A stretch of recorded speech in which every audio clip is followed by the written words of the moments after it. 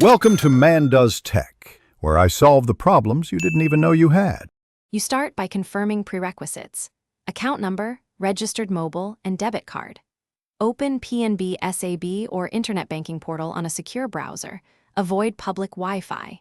Enter your user ID exactly as given, then input the first OTP sent to your registered number.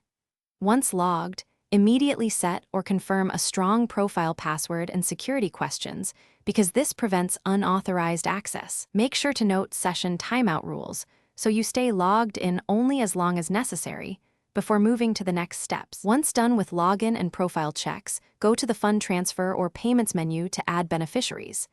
Enter beneficiary name, account number, and IFSC. Confirm with OTP to register. Now pick the payment mode: IMPS for instant, NEFT for batch timing, RTGS for high value. Consider costs and cutoffs.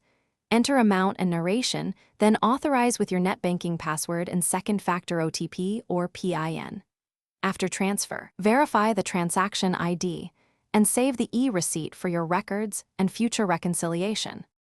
To complete your session, review pending authorizations and download transaction statements you need, then log out securely and close the browser.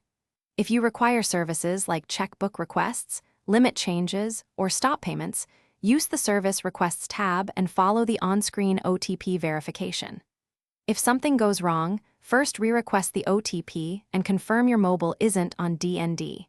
If still failing, contact PNB support from your registered number to block or troubleshoot, because timely action prevents fraud and failed payments. Thanks for watching. If you found this helpful, don't forget to like and subscribe.